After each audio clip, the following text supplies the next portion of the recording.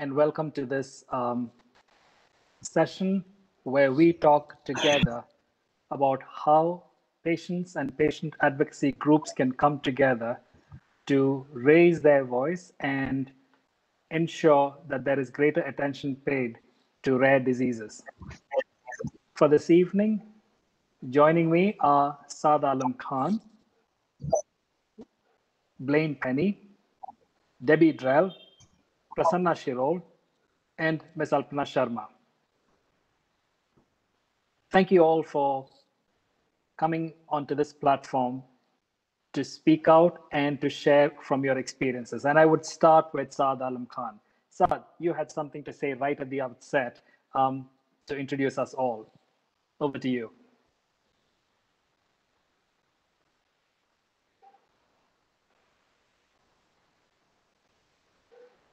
I believe Saad still has difficulties with his connections, and so therefore I would ask Blaine. Thank you for joining us early in the morning from your part of the world. Welcome to this platform where we are together in one of the biggest disease burden parts of the world, coming together on Global Rare Disease Day to talk about how patient advocacy groups and affected groups can come together and present both the problem as well as be part of the solution. And I believe you have an experience that is worthwhile for all of us to listen to and to learn from. Blaine, over to you. Yeah, thank you. It's an honor to be here and to share the story and journey that we've been on. Can you hear me okay? Okay. Are we able to bring up my slides?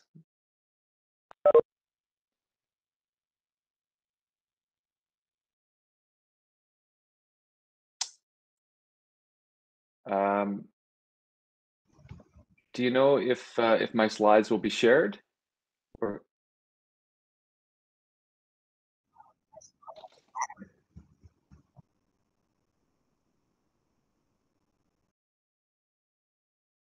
China, please share your screen.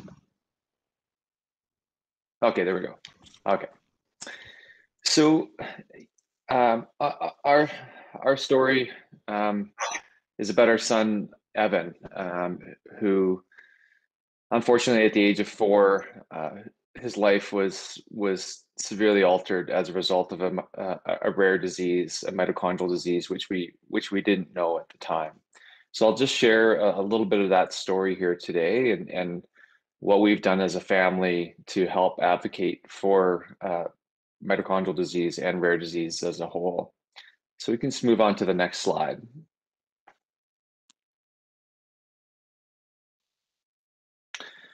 So, you know, life was pretty good. When I think back to, I guess many years ago now, I guess 13 years ago, you know, we had a little 4-year-old boy named Evan and had a little 2-year-old daughter, and just getting through those early toddler years. And Evan literally woke up one morning with a sore stomach, and we thought he might have had appendicitis. So we took him to the hospital, and they confirmed they thought he had appendicitis. So we recommended surgery. They recommended surgery. Off he went into surgery.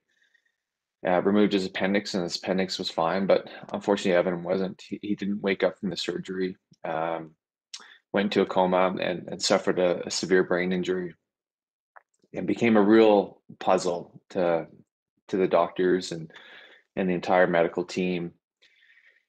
And initially they thought he had some sort of neurological disease, and it took a week before Evan opened his eyes from that coma, and when he woke up, it was clear he had suffered a severe brain injury, could no longer speak, could no longer eat, and had no voluntary movement of his body. And we're all perplexed as to what was going on. So initially, we started rehab for the brain injury, thinking that was the problem. Evan should have improved, but unfortunately he didn't. He started developing seizures. He was literally having hundreds of seizures a day, very unstable, just struggling to stay alive. And then that's when they suspected something genetic as an underlying cause of his situation. So we underwent pretty much every test you could imagine, and we eventually did a muscle biopsy on Evan. One of the medical geneticists suspected mitochondrial disease could be an underlying cause of what was going on, based on some of the information we're getting back from the testing and its impact to his mitochondrial function. And it took a year of testing, and basically most of that year was spent in the hospital trying to understand what was going on and look after Evan. And that's when we got a diagnosis of a mitochondrial disease. So we can move on to the next slide.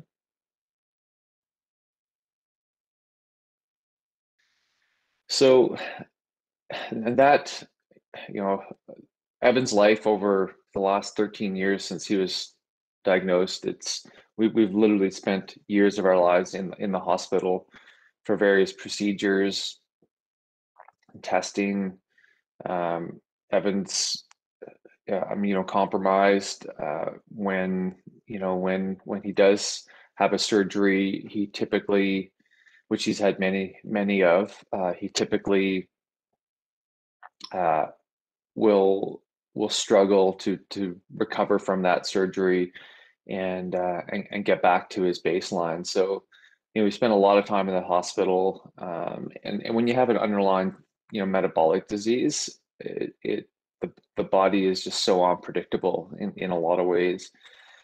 But yeah, Evan's had a really tough life, but Evan's still with us. He, many people with or kids with a mitochondrial disease don't live past their teens, and I'm excited to say that Evan's, in 29 days he's going to turn 17, which is amazing. We feel every day with Evan is a gift. But he's had a tough life, and it's been very challenging, as you can imagine, as parents caring for him through all of this to try and provide him with the best quality of life. But we do. So we can move on to the next slide. So this is where our involvement with trying to advocate for people with mitochondrial disease and rare diseases comes in. And as you can imagine, I mean, anyone who's a parent, when your child is sick, you would do anything to fix them. And unfortunately for Evan, it's just such a helpless feeling when there's not more you can do. And when Evan was diagnosed, we had never even heard of mitochondrial disease. There was no organization to turn to.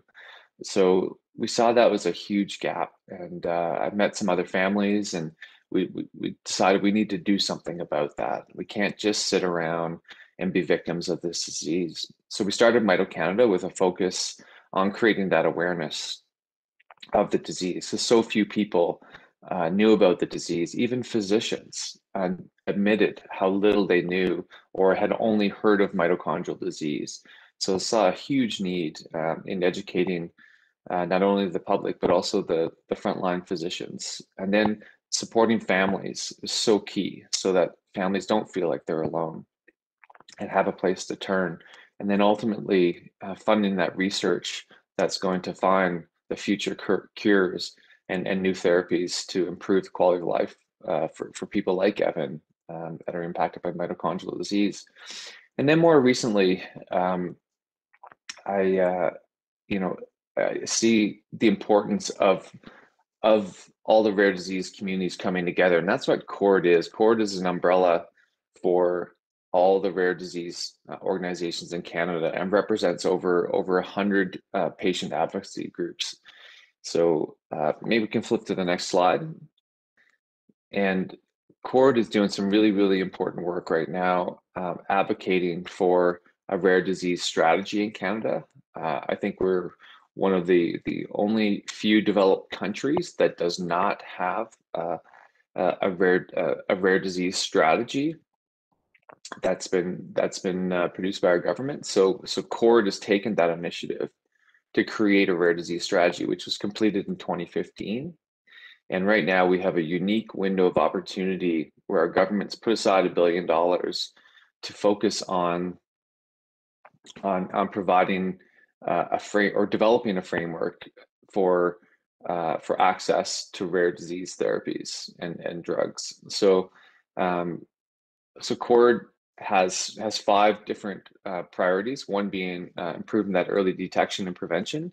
And I can speak firsthand how important that is. Had we known Evan had an underlying mitochondrial disease, we would not have jumped into that surgery so quickly, and that may have changed the course of his life in terms of the manifestation of his disease. So, and number 2 is about providing that timely, equitable, and evidence-based care. And as I talked about, like with Mito Canada, the support piece and connecting to the community is so important. Number 4 being the access to our therapies, like I said, but that's our priority right now. And then of course promoting innovative research. So it's a lot of work to be done. We've made a lot of progress, I think, in our rare disease community, and I do feel that the advancement of knowledge, the advancement of technologies, things like next-gen DNA sequencing are real game changers in this space. And then as we look at things such as AI and machine learning, like the ability to connect data and information about patients to potential therapies is going to be huge as we look into the future of things like gene therapies. So I feel like we've got to stand up and be part of the solution. So I'll end it there, but that's been a brief snapshot of our journey and some of the action that we're taking to help advocate and make a difference for others. Blaine, thank you for sharing the story that you, Evan, and your family have walked along over the last years.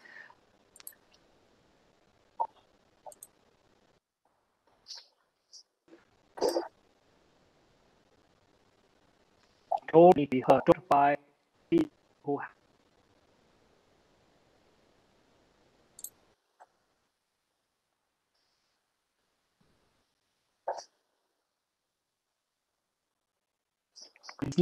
by more people. This is on.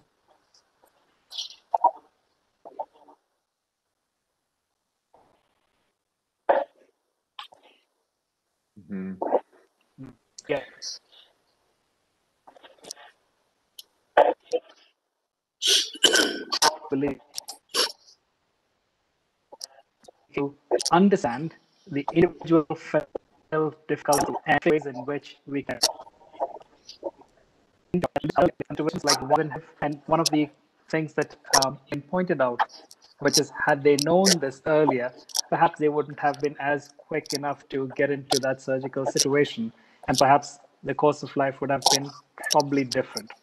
We have a thank you, Blaine, once again, and we'll come back for questions as they may appear from the audience that we have today joining us. We have a short presentation that we will be watching. Drell, Director of Memberships from the National Organization of Rare Diseases in the US. The presentation, please. My name is Debbie Drell. I'm the Director of the National Organization for Rare Disorders, and it is my honor to be here presenting to you in celebration of Rare Disease Day, the experiences of the National Organization for Rare Disorders. I'm going to share my screen and start our presentation for today. Empowering patients in NORD, supporting nonprofit organizations. NORD does connect patients, researchers, and industry. Our mission as an independent nonprofit organization is leading the fight to improve the lives of rare diseases, patients, and families. And we do this by supporting the 30 million Americans living with a rare disease in the United States and organizations, thousands of organizations and leaders accelerating research by providing education, disseminating information, and driving public policy. NORD was founded by patient organizations in 1983, so over 37 years ago. We got in the fight to incentivize drug development. Rare diseases were considered orphan because there was an incentive for drug companies and researchers to pour a lot of money in for small patient populations. And it was hard to recruit to clinical trials in a rare disease. So 37 years ago, we fought for the Orphan Drug Act in the United States, and that was just the beginning. Now we serve individuals, groups, companies working in rare diseases. We are an independent advocacy organization, so we work with 330 of our member organizations.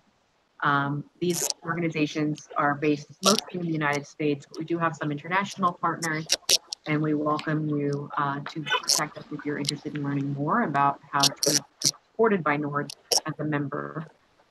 We are fully funded by charitable donations. We do not have industry on our governance or board committees, and nor on our board of directors. And we support and provide our services directly to the community.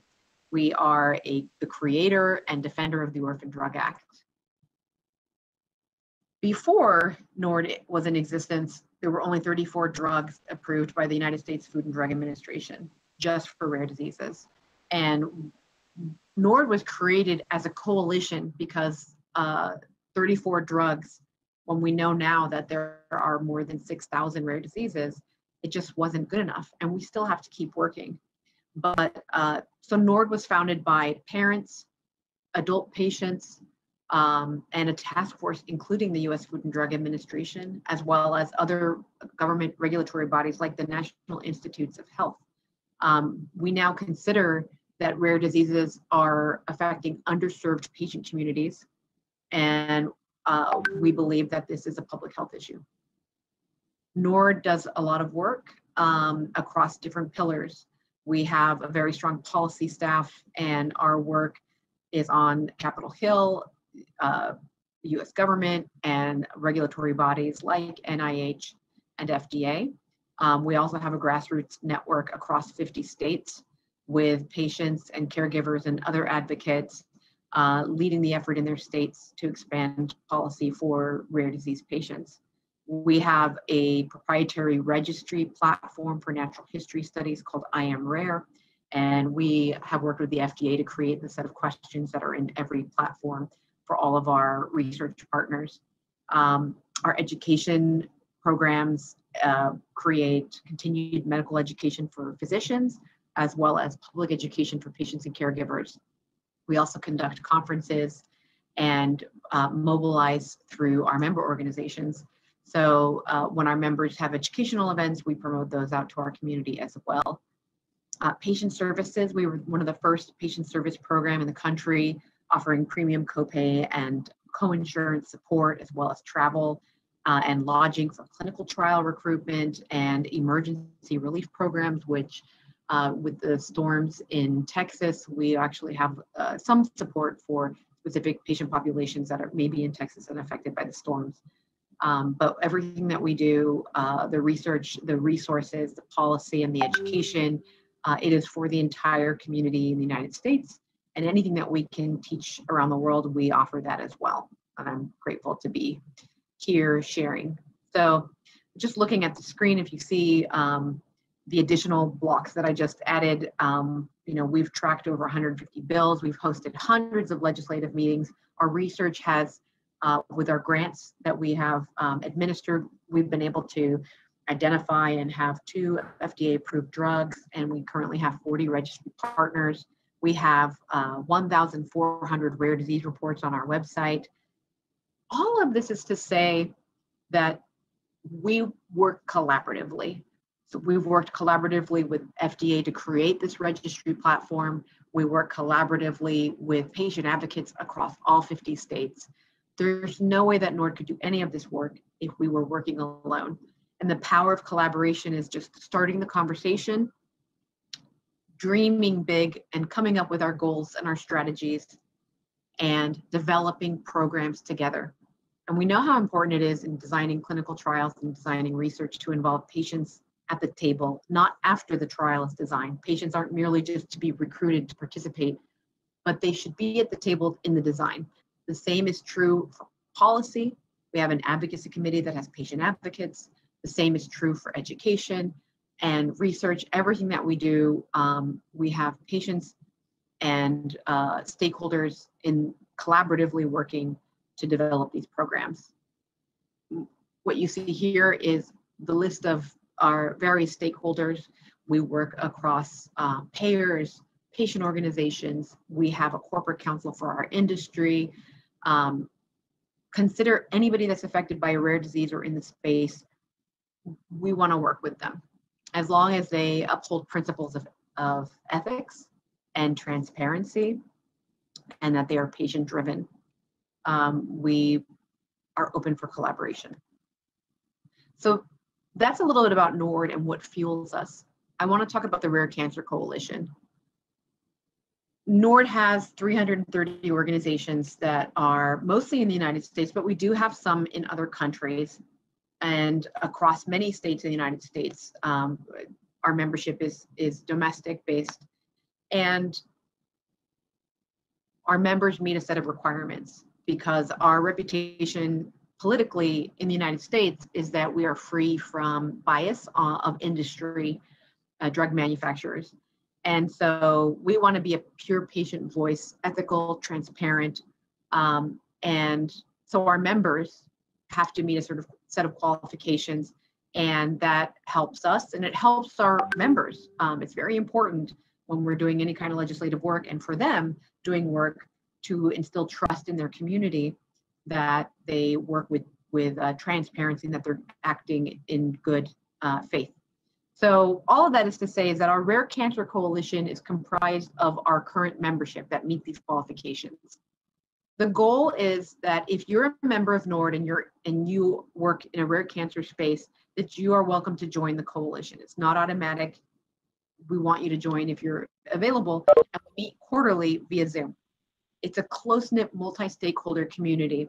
So our members work with industry, they work with researchers, they work with other drug developers, they work with the government, but we are just a group of nonprofit leaders, and we bring all of our assets and our connections together when we meet. Patient organizations that are in this coalition may be focused on different diseases, gastrointestinal tumors or brain tumors, sarcomas, but we face common challenges in oncology, and rare cancers have different concerns than general rare diseases and very different concerns than cancer, more common prevalent cancers.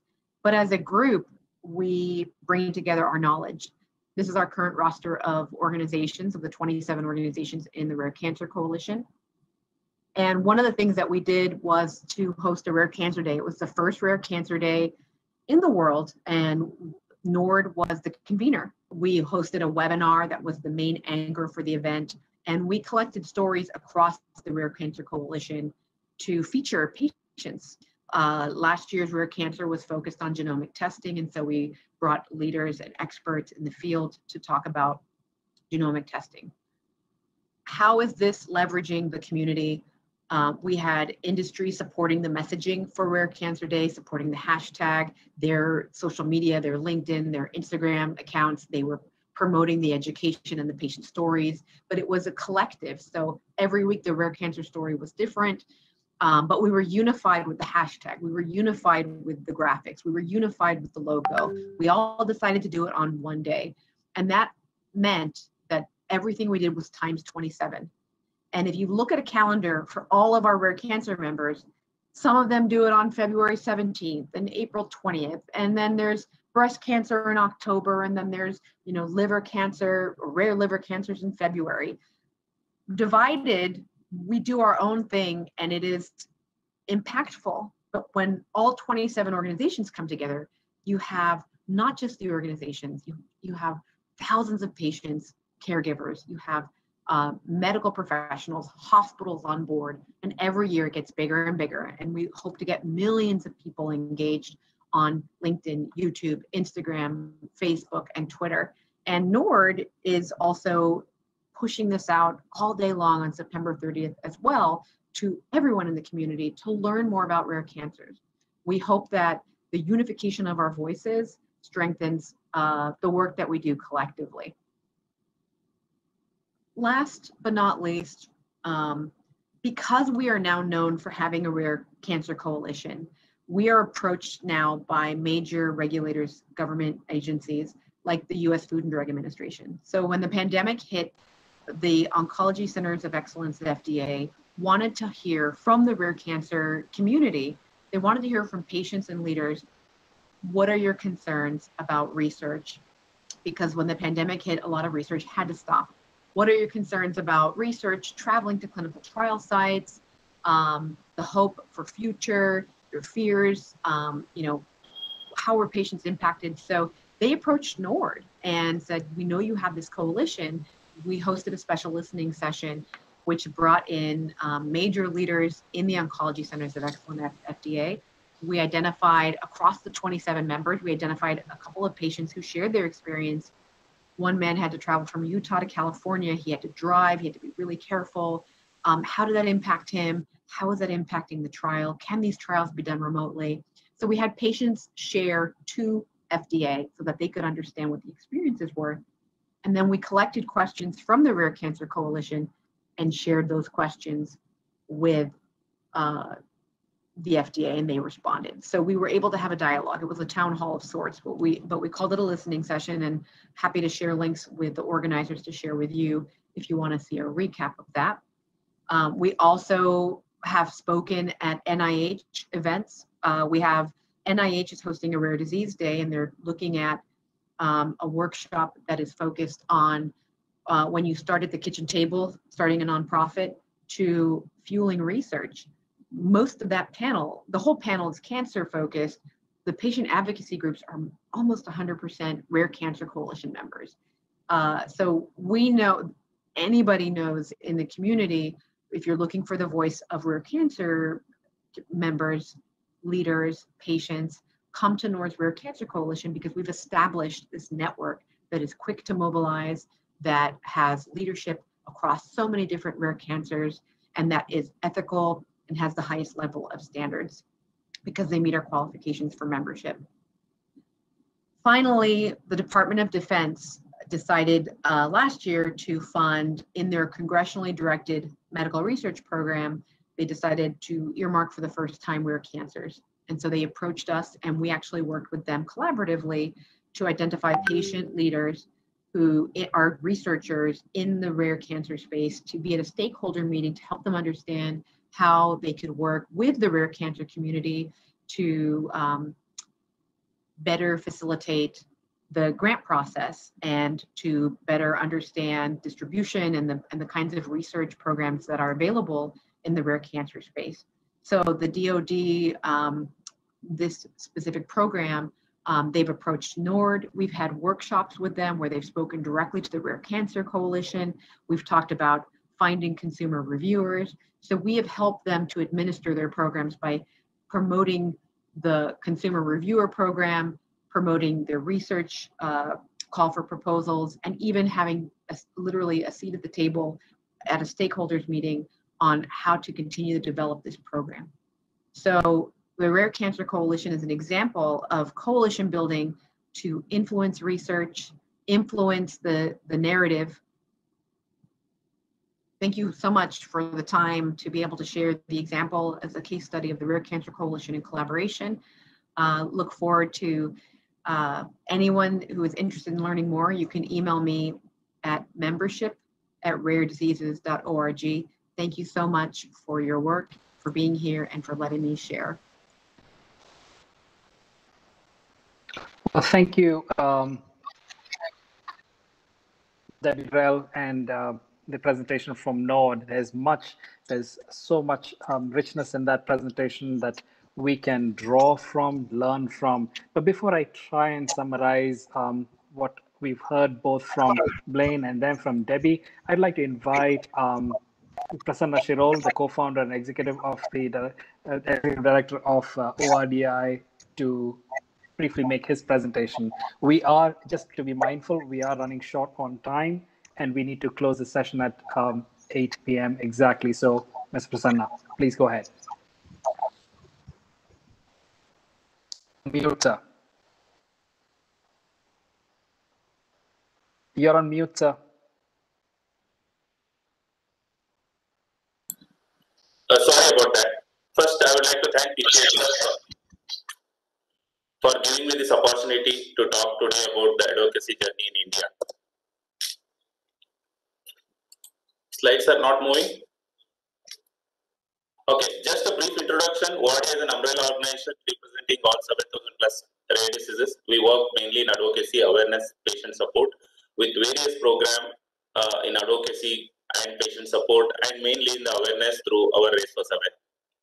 If you look at the situation in India in between 2000 and 2010, there was a lack of awareness on rare disease word, and it was very unheard in the pan-India level. And there were only few geneticists and doctors who were making difference in diagnosis on states. There was no genetic test available, and disease-specific activities by few groups like hemophilia, Down syndrome in some Indian cities. In 2001, Indian Drug Manufacturer Association requested for Orphan Drug Act. That is the only activity which has taken place in those decades. And there was in 2003 MPS support group formed in Chennai Medicine. So there was a need to bring all the stakeholders, basically, the patients, patient groups, doctors, media, and other stakeholders. But the biggest challenge in India was 28 states and 8 Union territories because of the geography, awareness, and moreover, health is a state subject.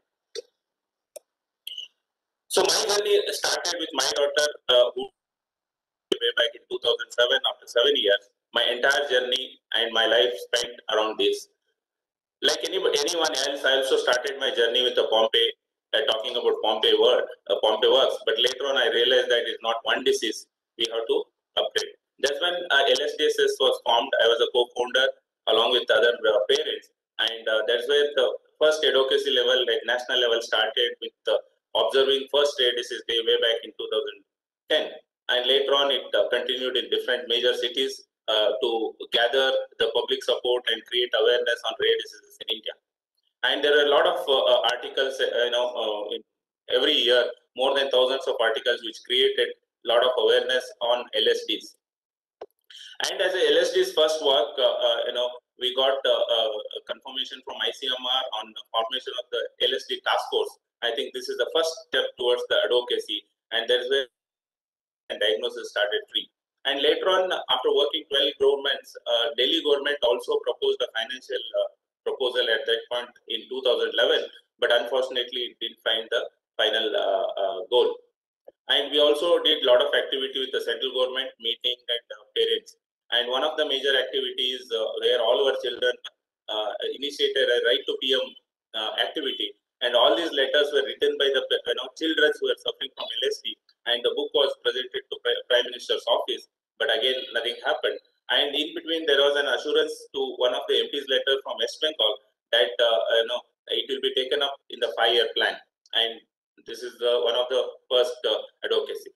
Later on in 2013, ORDI came into picture to represent the entire rare diseases and to create a common word and bring rare diseases from 4 walls to the public area, because there was a need for recognition, need for definition, and also initiate a serious discussion. That is when we started our first activity with defining a rare disease definition, which was not present in India, and there was no discussion. Based on the peer-reviewed article, we defined it as 1 in 5,000 in 2015. Later on, ICMR had a patient registry, and they declared it as 1 in 2,500. But later on in 2018, the orphan drug under clinical trials defined it as less than 5 lakhs person in India. So finally, there was a definition. Now there are 2 definitions from 2 different departments, but still we do not have a clarity, and it has to come in the form of a rare disease policy, which is likely to announce. But overall, the debate and discussion and definition we arrived at a certain stage. And ORDI started helpline to support the patient with information and this is how we get the calls per year, not only from patients but also the doctors. The advocacy started in Karnataka. In 2011, the first request was made to the Chief Minister. Then in 2012, ITBT, because Bangalore was a ITBT hub. Finally, in 2013, the request was made to the government for 40 children. Then in 2014, first time the word rare disease added in the Karnataka budget based on the request of a health minister. And in 2015, there was a rare disease policy, and Karnataka happens to be the first state in the country to have a draft policy.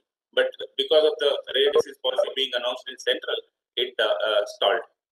Then when we applied for the treatment for children, there was no relief from the support from the government. Then a lot of activities did, including the peace protest, where all the parents came together and we created a lot of media awareness and tried to reach our voice to the government. And also parallelly in 2015, a PIL was filed on behalf of LSDSS. Then there was an interim order in 2015, and in 2016, the first 1 crore rupees released. And this is the first time here the government has released, and till date, 40 crore have more than 80 LSD and PID patients take free treatment in Karnataka. And this is the first round of advocacy.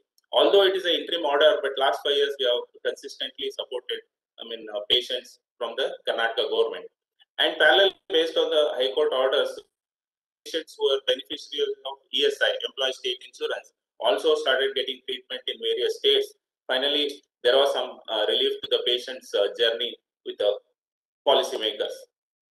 Then between 2010 and 15, there are a lot of programs like Charitable Access Program for Pompey, Gaucher, and other companies. And then there are individual cases, where parents, because of their child, and as a beneficiary of their company, public sector, corporates, crowdfunding, various avenues were there while the awareness continued.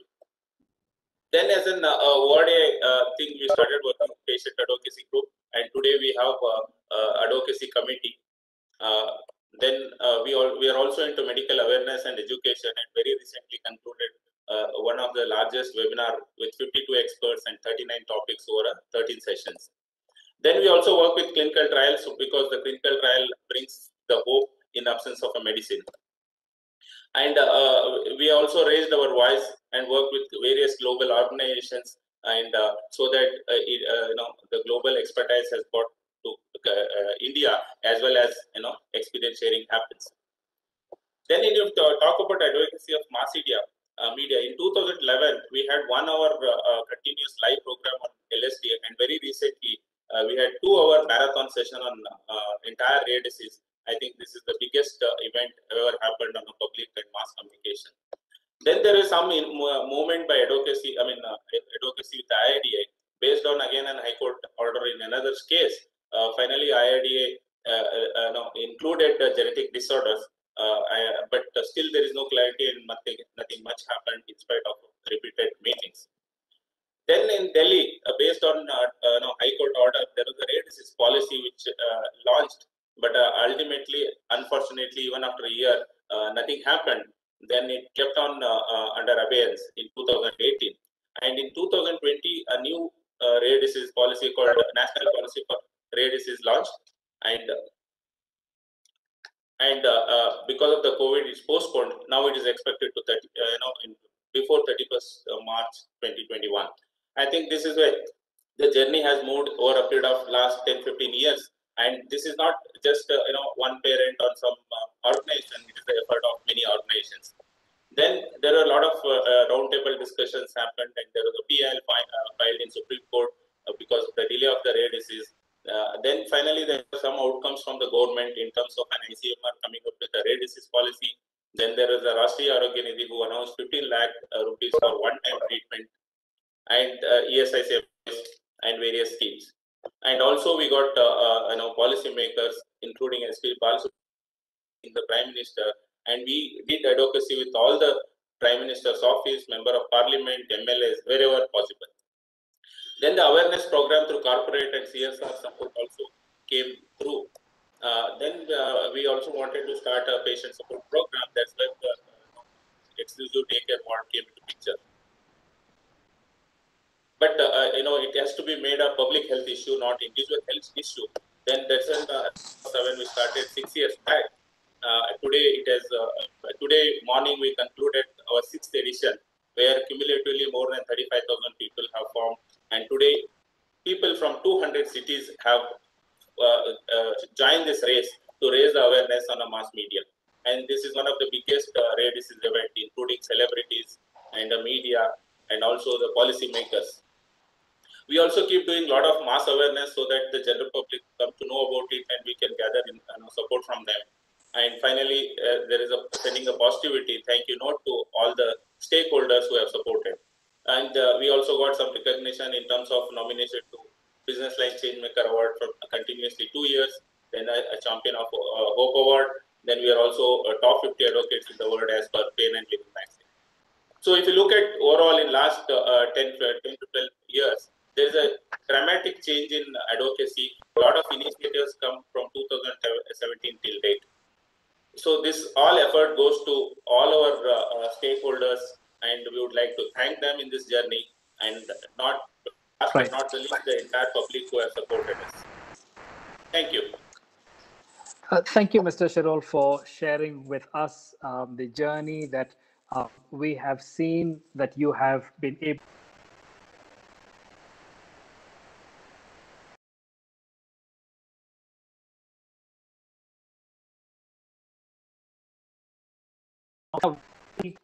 and just quickly a couple of words and then this up in the next minutes. Ms. Alpana, are you there?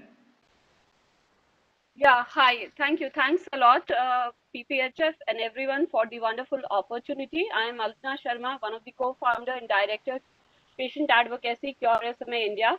So if you would allow me, then I'll quickly share one slide because I was asked that, what we have done here for the COVID-19 pandemic.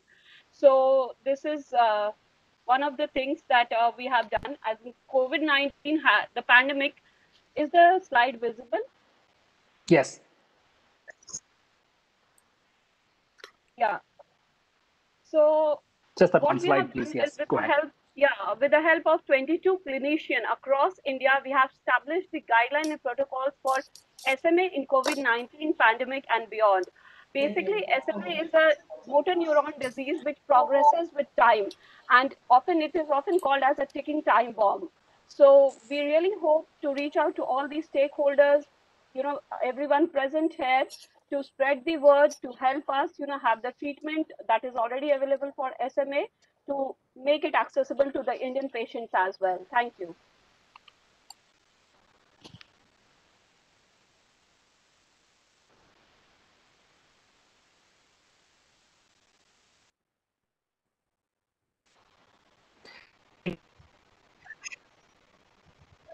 Sharma's last. Just COVID times, which has been incredibly built for almost the entire general population. It must have been even more difficult for those that are on their treatments for rare disorders to bring people together, stakeholders, to ensure that there would be continuity of treatment and no drops. It's been a commendable effort, and we want to kind of see that same effort continue through, whether it's COVID or whether through other stress times.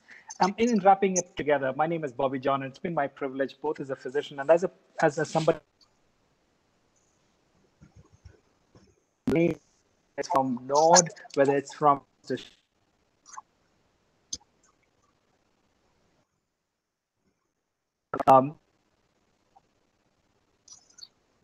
holding people.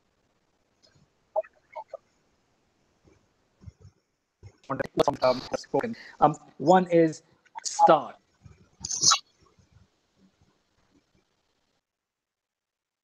Dream big. You may think that you're the only one that's suffering, and rare diseases may leave you thinking that it's rare. You don't need rare. You need collective people, and they need to be coming both the systems, from clinicians, from researchers, from the pharmacists to provide and cancers can hope that is possible under circumstances. You're creative, you're catalyst, you're have red disorders, and it's your voice that counts. It's your voice.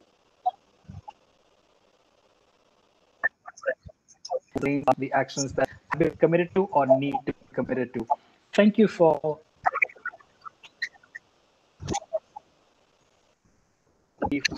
your time. So much for having shared with us. Sads, if you can close us.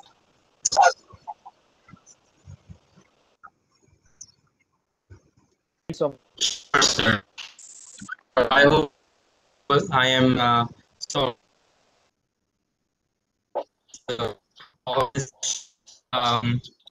We still have before moving forward and before I present the thank you note, we have a question from audience members. We have a lot of questions, and I request all the audience members to reach out to us. Taking a file, and we'll come back again. So, all of you joined us. Sad? Yes, sir.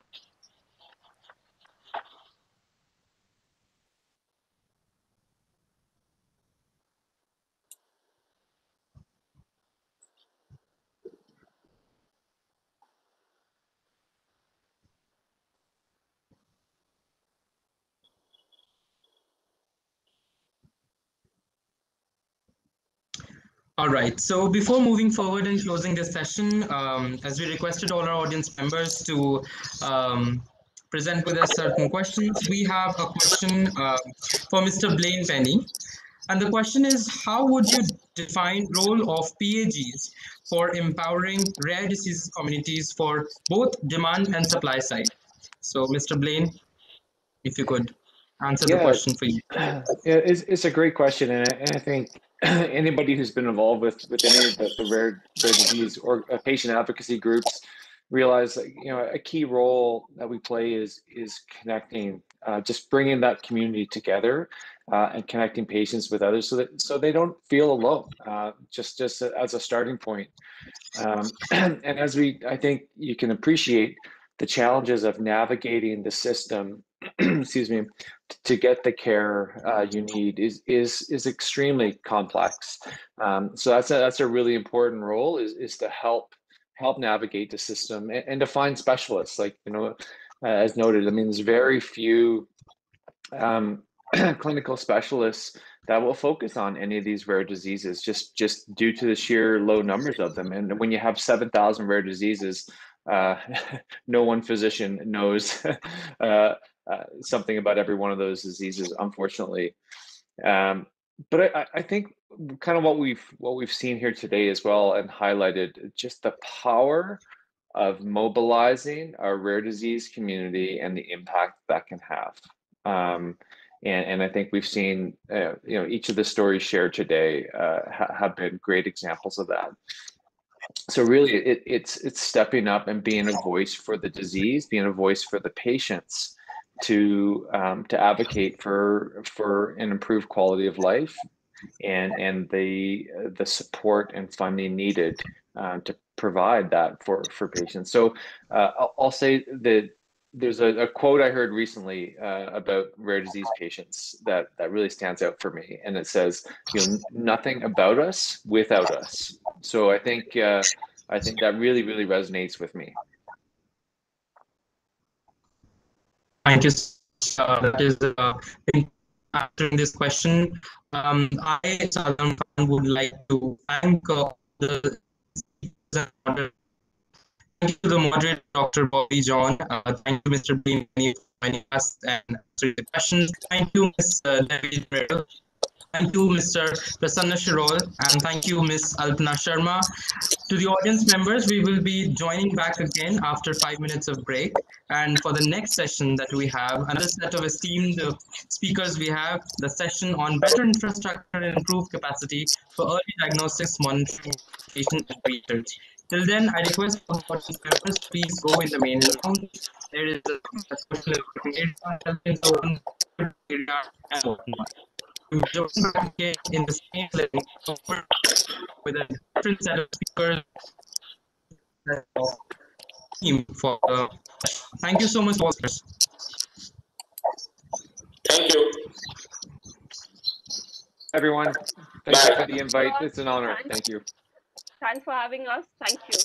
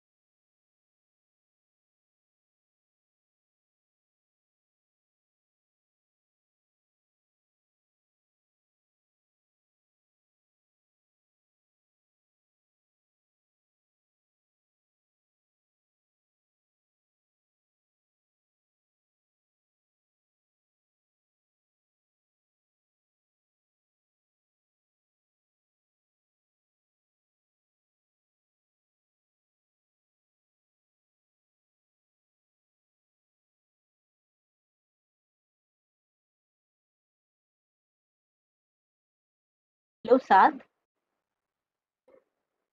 Sad, can you hear me? yes ma'am, I can hear you. Can you hear me? Hello, Sad, can you hear me? Yes ma'am, I can hear you. Can you Okay, hear right. me? So now you are, yeah. Now you have logged in, no? So you will be introducing the speakers, and then we would be beginning. Is that correct? Yes. Okay. Good. Good. Sure ma'am, sure ma'am. We are on a Yes, 5 minutes please break. hear. I hope the video is clear. Is it clear? Yeah, your voice is clear now. Okay ma'am. Saad, your video is not visible, but your voice is clear. So you can just talk, right? Yeah, I think that would be Okay. better. We can switch Yeah. off the video after the initial thing so that the length doesn't change. It is Yeah. easier then. Yeah. I think, ma'am, that will be better. Yeah, Saad. So you can just do the talk and hand it over to ma'am then. Okay. And I'll Okay ma'am. also, even after this initial few words, I'll also put off my video. Okay, Okay. ma'am. Okay, ma'am.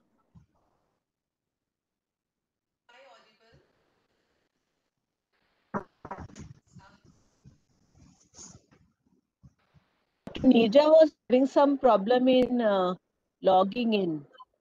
Ma'am, I can't Megha see is her. coordinating with Nija ma'am to Okay. Okay, get her right, back. right, right, right. Okay, right. And Dr. Rita is already here. Yeah, ma'am. Dr. Rita is here. Yeah.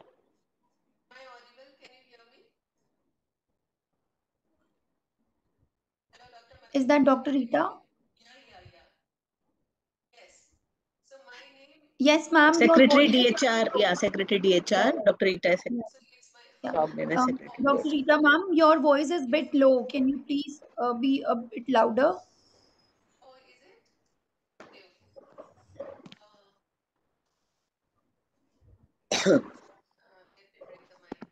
Harpreet, can you help Rita, ma'am? Yeah, is it better now? Is it better now? Yes, Hello? ma'am. Perfect. Yes, ma'am, we can Yes, hear ma'am. you. Perfect, Okay, ma'am. okay.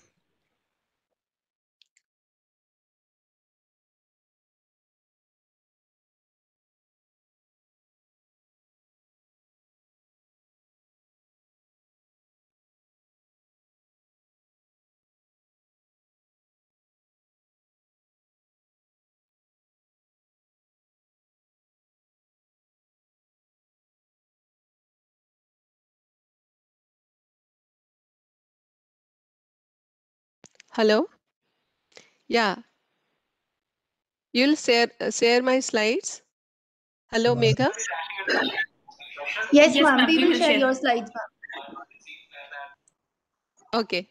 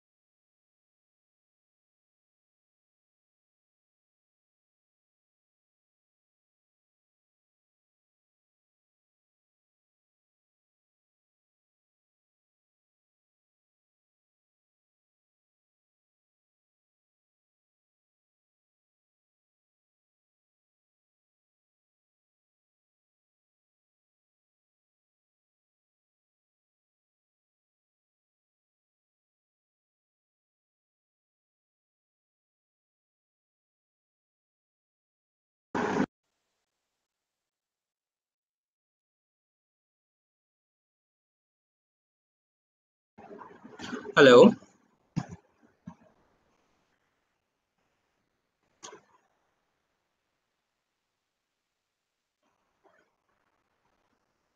All right. Pardon me for the internet connectivity issue. Welcome back. I am Saad Alam Khan, your host for this session, and I'm pleased to host this session, Better Infrastructure and Improved Capacity for Early Diagnosis, Monitoring, Education and Research. We will have a 5-minute opening talk by the moderators for context setting, followed by 10 minutes each talk by our respective speakers and 5 minutes summarizing by the moderator. I am feeling privileged to be announcing the name of the moderator for today, which is Dr. Rita Rasalai, Senior Scientist, Head Division of RBMHC and ICMR, and Dr. Madhulika Kabra, Professor, Division of Genetics, Department of Pediatric AIMS. Then we have Dr. Rita Rasalai, Senior Scientist, who will be talking about research in rare diseases on ICMR initiatives. We have Dr. Neerja Gupta, Associate Professor, Division of Genetics, Early Diagnosis of Rare Diseases in India, Strategies and Solutions. And we have Mr. Harsha Rajasimha, Founder and Chairman, Indu US Rare. So now, before moving ahead, let me call upon Dr. Madhulika Kabra, ma'am. Please take it forward.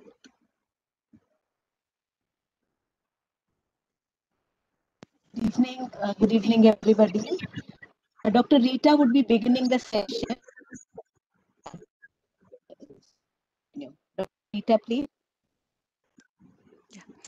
Good evening, good afternoon, and good morning, all. And this session on, on this session, we'll be discussing on, better infrastructure, improved capacity for early diagnosis, monitoring, education, and research. So I believe, and I personally believe, this is a very important session because each of these words that we are going to talk about, the focus, is very important if we have to have really help the rare disease people. We know that, to establish a diagnosis, it takes years. We also know that we don't really have the actual numbers. We also know that the treatment is so, expensive that it's not beyond the access of general public. So, like these are the basic things I think we need to focus on, and how we can help the people. They are, if we have to really help them in alleviating their sufferings. We have we have here 3 speakers, including myself, and I think each one of us, I think, will be contributing in a major way, really go a long way for helping these people. With these few words, I would like to hand over to Dr. Madhulika, my Okay, good co-moderator. evening. Again, good evening, good afternoon, and good morning to everybody. At the outset, I would like to thank PPHF uh, uh, inviting me to moderate this very session.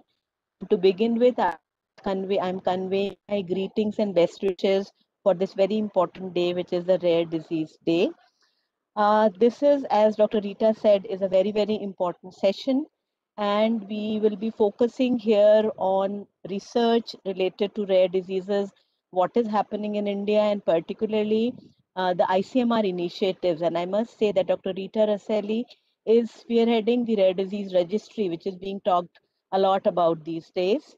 And Dr. Neerja will be touching a very, very important aspect regarding the early diagnosis and what is the importance of early diagnosis, how to educate people for early diagnosis, and what are the strategies which will sort of bring us to early diagnosis and early identification, treatment, and prevention. And finally, we have Mr. Harsha, who will be talking about the importance of collaboration. So overall, a very, very important session, bringing together very, very basic things, and even talking of collaborations and research. So the first speaker is Dr. Rita Raselli, who has been introduced already, and she will be talking about research in rare diseases, particularly focusing on the ICMR initiatives. Dr. Rita, please. Yeah, thank you, Dr. Madhulika. My screen has disappeared, but anyway, I have the slides with me. I cannot see the projection here, but I can speak on. Megha, can you help focusing the slides? I can go on speaking, right? So, yeah. So, Megha, can you share the slides? Hello, Megha. Megha, Yes, do you ma'am. want Your to share slide the is slides? visible Yeah, here. yeah, yeah. Okay, Yes, it's right. visible there. Go ahead, Okay. ma'am. So, my screen has just gotten blank, and you will have to, as I speak, you will have to keep on moving the slides, right? Yeah. So for the international, many of you know about ICMR. For the international participants, I would just like to briefly introduce about ICMR, give a brief introduction of ICMR. ICMR is a, older, I think ICMR is the apex body for formulating research, conducting and coordinating and funding biomedical research in the country. It was founded in 1911 as Indian Research Fund Association. And later on in 1949, it was named as Indian Council of Medical Research. And it is the oldest research organization, older than the Medical Research Council. And ICMR supports research through intramural and extramural research. Intramural research through, high quality research is being done through the network of ICMR's 26 permanent institutes and 57 field units. And then extramural funding is provided to the medical colleges, universities, and to the institutions, even the private institutions which are recognized by scientific and industrial research bodies. And also ICMR has a program for human resource development, and it provides fellowships to the medical graduates and post-medical graduates for carrying out research in different areas of biomedical and health sciences. The priorities of ICMR coincides with the national priorities. Can you move to the next slide? So on rare disease perspective, ICMR has two major initiatives. The National Registry for Rare and Other Inherited Disorders, which many of us right from the beginning of the conference, everybody has highlighted the importance of having a registry. And then we have also initiated mission mode projects, task force projects on rare diseases. Can you move to the next slide, please? So for rare disease, as you all know, that there is no uniform definition of rare disease globally. So US considers it as a rare disease, as a disease which is, less than, in 2 lakhs population, and India, it is considered, the disease is considered as rare. It's if it is in less than 5 lakhs of population. In the national policy of rare diseases, it has been defined as less than 5 per 10,000 of population. So, but we really don't have any comprehensive data set available in India. I understand there are approximately 7,000 rare diseases globally. And in India, it said like around 450 different types of rare diseases are there, but we really don't know the actual numbers. Now, with the advancement of technologies, more and more rare diseases are being diagnosed. And so as the national health and national policy for rare diseases have been formulated by the government, so there is an urgent need to create database, a registry for rare disease, rare and genetic disorders in India, to prioritize the needs as well as for the policymakers, and as well as open opportunities for further research in the area of the rare diseases. Can you move to the next slide? So what is a registry? The WHO defines a patient registry as a file or the documents containing uniform information about individual persons collected in a systematic and comprehensive way in order to serve as a predetermined scientific, clinical, or policy purpose. So it does not prejudge the amount of data collected, which can be either minimal or extensive, but it implies the continuity as distinct from cross-sectional surveys. So for this before establishing this registry, we had several consultation with the technical advisory group, and then it was we had selected few disease conditions for the first phase after elaborate discussions. And these are the disorders listed under 6 major groups: lysosomal storage disorders, small molecule IEMs, skeletal dysplasias, primary immune deficiencies, and among the other inherited disorders, hematological disorders, neuromuscular disorders, and the disease, several subgroups under these 6 major conditions.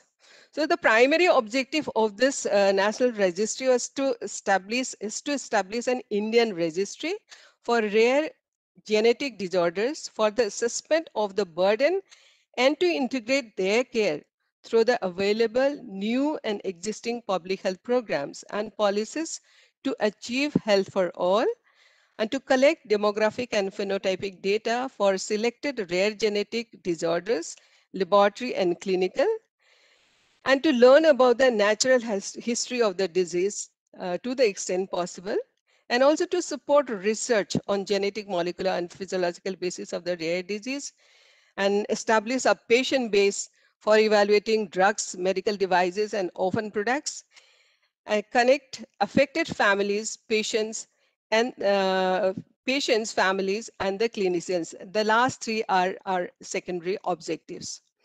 So when we are doing it as a research project, we have to really go through the processes for a research project that is now normally done.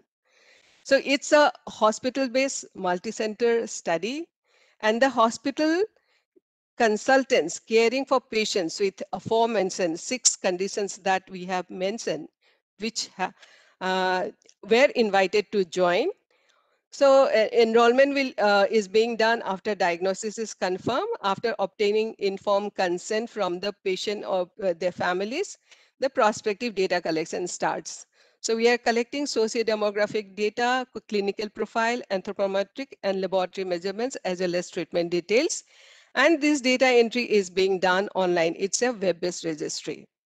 So although the National Registry for Rare Disease platform was launched in 2017, and we had provided option for registering, but we had not got any request for registration till we invited the then we gave the floated inviting letter of intent for people to participate. And those who applied, they were shortlisted based on the predefined criteria, and these criteria are availability of clinical geneticists. You know that not many people can do, and we have to have, and they have to have facilities for establishing for diagnosing such cases. So availability of clinical geneticists has to be there, and the interested pediatrician or clinician has to be there, and approximate number of cases diagnosed per year. There has to be certain number of cases also, and availability of basic diagnostic and counseling facilities. We just don't diagnose and leave, then there has to be a counseling facility also. And we had couple of centers, more than 40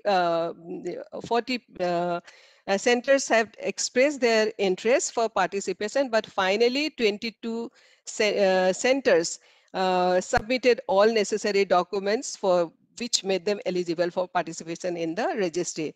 Among these 22 centers, and 7 centers were designated as nodal centers for doing QA/QC, and also these nodal centers constituted steering groups for finalizing tools for each of these disease conditions. So data entry platform was developed by our the IT team. It's based on the DHIS2 platform, which is online web-based, which is an open access platform. And then it also has analytics built on in this. So we have, as I said, the common demographic data for all the registries for the all rare disease conditions, and for each disorder, minimum data variables were identified and were incorporated in the performer, and these were designed, as I said, by the steering group constituted by the nodal centers, facilitated by the nodal centers.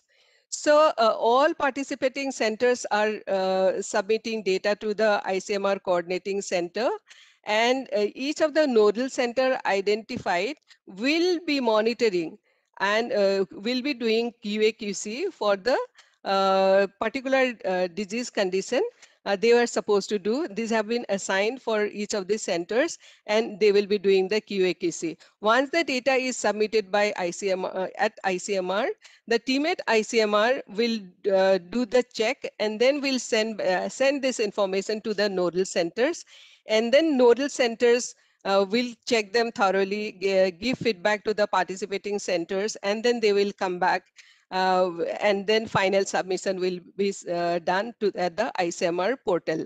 And at ICMR, the team will do the data analysis. They will report quarterly, they will generate report quarterly, and then they will be also sending, as I mentioned, monthly alerts to the centers and also to the centers. So this is the rare disease, the website. I wanted to hyperlink it, but somehow it was not possible. And this is how it looks. One can go to the ICMR website and then check in. And this is the registration page. And these are the features of the software platform. It has security features, data analytics feature, and it has features for interoperability, communication, etc. So, as I mentioned, there are 450 rare disease, rare disease, in India. But then, from the point of view of, whether or amenability to treatment, and we had identified this 6 major group of rare disorders and the subgroups under them in the first phase, and subsequently we will be opting for more as we progress with this initial set of disorders. Then the other initiative on rare diseases, as I mentioned, the task force, in view of the paucity of the treatment for various rare diseases and the variety of mutations causing these rare diseases, a separate task force was initiated by ICMR. The aim of this task force was to provide research opportunities for novel therapies, for basic research in rare diseases, therapeutic, including drug development, and laboratories working in diagnosis, treatment, and management, and education and training for rare diseases. And then improving and networking diagnostic and prenatal diagnostic and counseling facilities, and to increase awareness among healthcare providers. However, for this again, call for proposals were made, and 29 projects so far have been funded. We do not have any results for this right now, but then they have just been initiated. So ICMR also had an advanced center for research in the Department of Genetic Research, in the Department of Medical Genetics in SGPGI Lucknow, which is still, conducting and organizing a training program to the clinicians, obstetricians, and gynecologists and pediatricians on basic aspect of genetics, clinical genetics, basic genetics, cytogenetics, molecular genetics, genetic counseling, and prenatal diagnosis. And these are 2 weeks programs and held every year. And earlier, somebody in the previous session had mentioned there was a task force on LSD in 2010, and which this task force study had helped in identifying 2 different types of mutation in the LSD group. But I'm hopeful that with this, with the results of this newer initiative that ICMR has initiated, the more meaningful information will be generated and will be helpful for the program and policymakers, and for taking a further decision related to policy and treatment, whether it is treatment or providing other kind of support to help these rare disease patients. Thank you all. This is what I had to share about the ICMR's initiative. If you have any questions, I would be happy to take later. Thank you so much.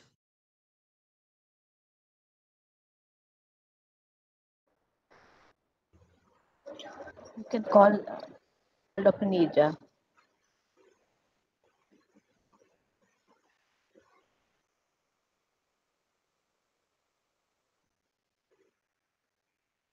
Seems like we are having an internet connectivity issues from Dr. Madhulika's side. Dr. Nija for the talk now. Am I audible I would now? now like to invite the next speaker of the session, that is Dr. Nija Gupta, Associate Professor, Division of Genetics, Department of Pediatrics, AIIMS. Dr. Nija will be talking on the early diagnosis of rare diseases in India, strategies and solutions. Dr. Nija. So good evening. And you may now begin. Yes, ma'am, you're audible. Please switch on your camera. Okay, is my screen visible? Yes, ma'am, it is available. Please continue. Yes, Nija. Yes. Okay. So at the outset, I would like to thank People to People Health Foundation and Niti Aayog for inviting me for the talk on this very in this important global rare disease conference. So the topic is early diagnosis of rare diseases in India, the strategies and solutions. So we all know that a rare disorder is a life-threatening or chronically debilitating disease that requires special combined efforts to enable patients to be treated effectively. It has varied definition across different countries, and for the provisional definition for India is probably 1 in 2,500. About 80% of them have an identified genetic origin, some being rare infections and cancers. And 70% of them have exclusive onset in the childhood period, and about 18% have onset spanning both childhood and the adulthood. And majority will have a high childhood mortality. So more than 600 rare disorders have been identified, and the total number of rare disorders are increasing with advancement in genetic technologies. About 3.5 to 6% of the general population has rare disease when we exclude rare cancers, and about 350 million people are affected globally. So it is estimated that 1 in 17 people will suffer from a rare disease at some point in time, and this brings us to a figure of about 81 million Indian patients will have a rare disease. So which is about 1/4 of the total people who are affected globally.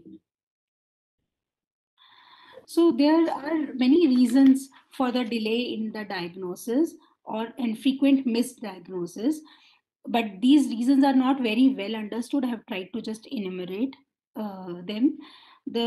As we know that the rare disease diagnosis remains a challenge for patients as well as the healthcare systems, and it is a challenge because of the rarity of these disorders, because of sometimes relatively common symptoms or atypical symptoms, non-specific presentations, or the clinical heterogeneity, which leads to long diagnostic disease. It has been estimated that a rare disease patient will have a wait period of about 6 years from onset of symptoms for an accurate diagnosis, and the range is 5 to 30 years. And on an average, a patient with rare disease sees about 7 physicians in his or her lifetime. So there is the other factor could be lack of awareness amongst the healthcare professionals, lack of in-depth knowledge of every rare disease, and limitations of the referral system. Also, there are very few expert centers which also factor in for the delay in diagnosis. So why do we need early diagnosis? So during this long diagnostic odyssey, patients and families, they suffer from loss of quality of life, disease progression, and incorrect treatment and complications. So we need this early diagnosis for timely intervention to provide correct treatment, stop disease progression, treat complications before they become irreversible, and provide better quality of life, and at the same time reduce cost for the individual and on the healthcare systems. So the possible strategies for early diagnosis could be 4, which I have listed. The first and foremost is identifying and preventing rare disorders, promoting awareness, making quality testing available, and strengthening expert centers and networking amongst various centers. So the first is identifying and preventing rare diseases, and this is possible by means of screening, which is offered to an asymptomatic population for identification of at-risk individuals. It allows early treatment and timely prenatal diagnosis. And we need to design a national cost-effective screening program, which is supported by scientific evidence, has been evaluated on for the economical backup, and has various treatment options. So it should be cost-effective. So the 4 important strategies are newborn screening, preconception and the prenatal screening, carrier screening, and the cascade screening. So this is the pictorial representation to show how screening across critical stages of life can be achieved. So we can see that we have preconception screening, which is at-risk screening based upon the family history. Then we have prenatal screening when the lady is pregnant in the form of biochemical and the ultrasound screening. And then we have newborn screening for various disorders by or newborn hearing screening or newborn birth defect screening. So it includes all 4 types of screening that I have just listed, and it gives us an opportunity for a healthy start to a fetal life by opting this life course approach through various critical period in anyone's life. So these are some of the efforts which have already been taken place. So this slide shows the various centers where newborn screening has taken place in the past, in this decade. It started from 3 states, and now around 10 or more than 10 states are doing some or the other form of newborn screening for at least for congenital hypothyroidism and congenital adrenal hyperplasia. So there is a program in Delhi also which is also being started in terms of NEEV, is mainly initiated at Maulana Azad Medical College. And we have some aspiration district program also, which I will be telling later on. The second important part is promoting awareness, which can be done by improving the graduate and the postgraduate professional training in rare diseases, by improving general knowledge about the rare disorders diagnosis across medical specialties, because these rare disorders can present to any medical specialties. It gives an opportunity to enhance rapid referrals to specialists in the appropriate field once the awareness is there amongst the medical professionals. It also includes the by organizing targeted and awareness and the education campaigns to educate public, primary healthcare professionals, policymakers, engaging stakeholders, and including support groups, nursing, paramedics, and associated health professionals, because the rare disorders will be rare for this group as well, and these are multidisciplinary. These are disorders which require multidisciplinary care, so it will be good to include all these allied health professionals also. The third important part is by making availability of quality testing. A high quality diagnostic test should be accessible, affordable, and available. These are available nowadays because there are many commercial labs which are offering genetic testing.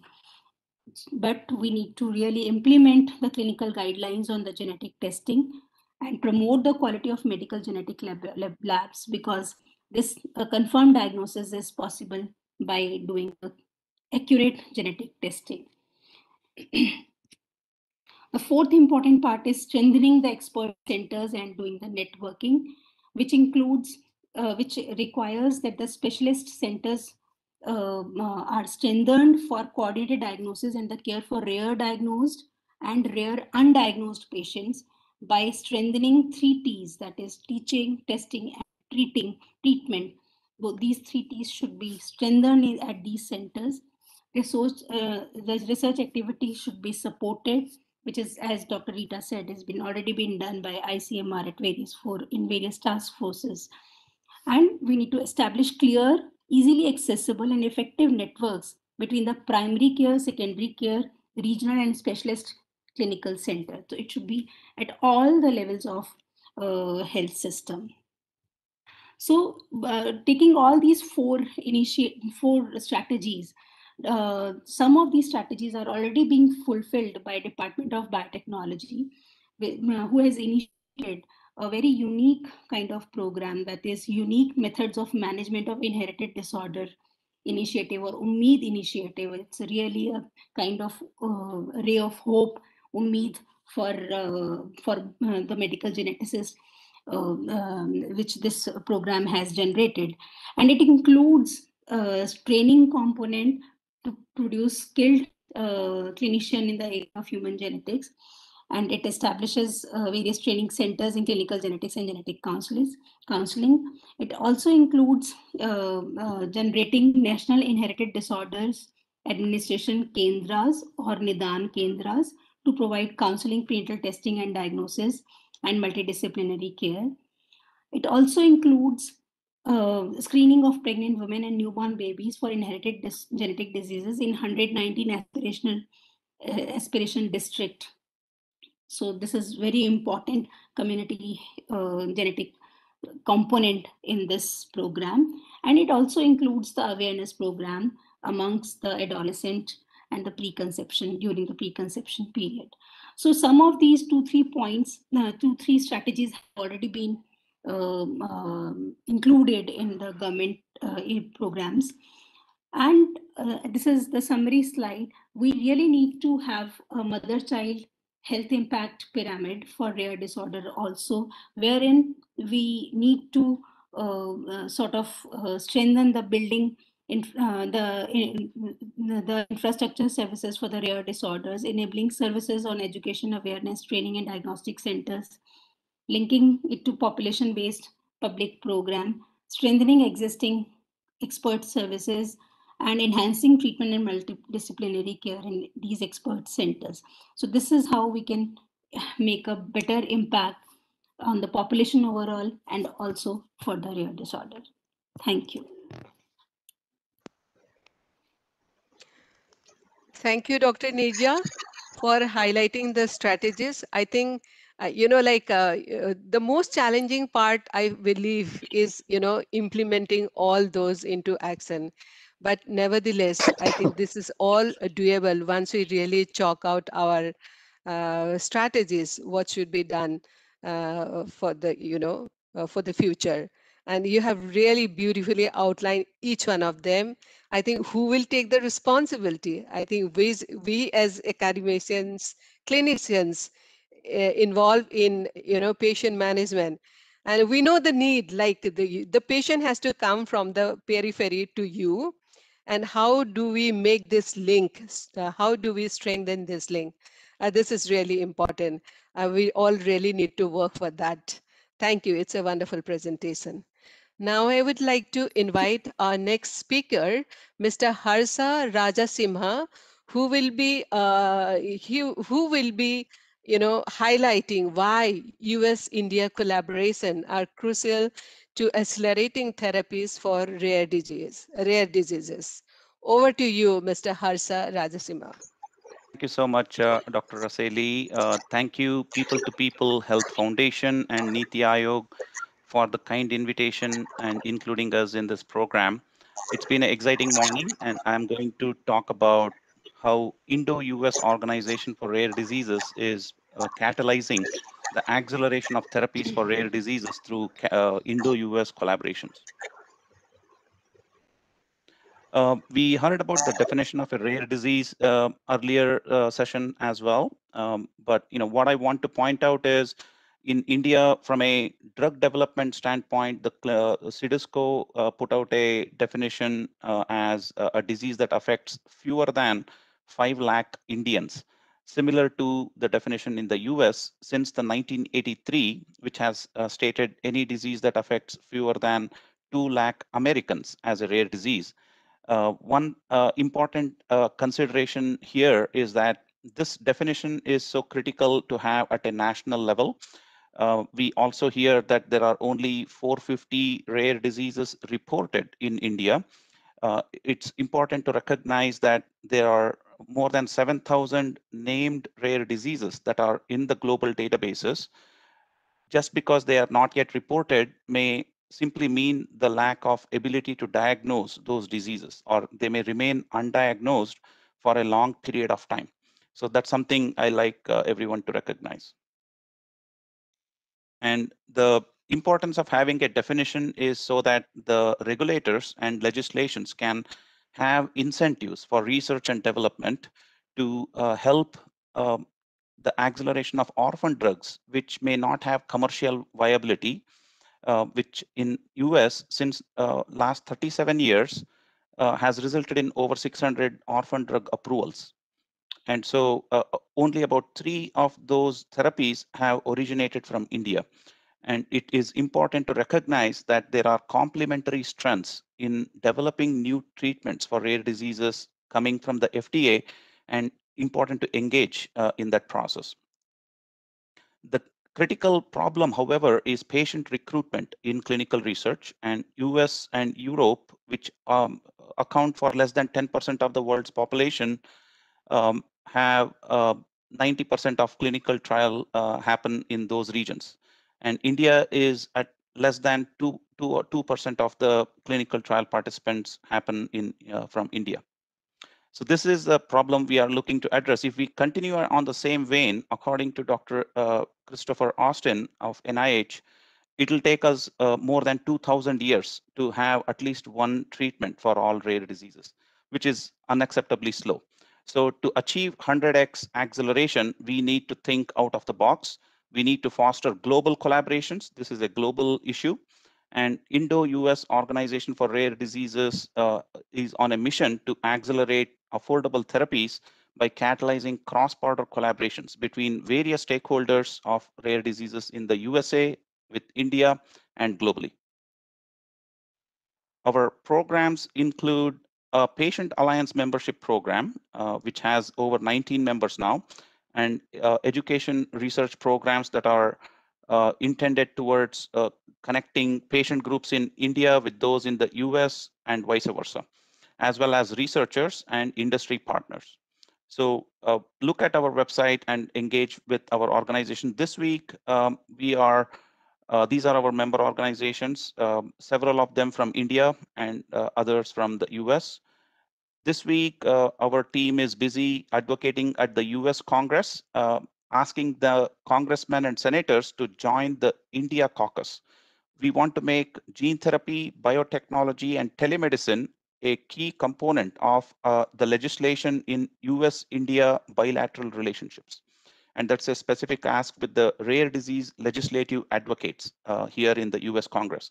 We hope that the Indian government will take notice and extend a similar partnership from the Indian side so we can make this a priority in our bilateral relationships.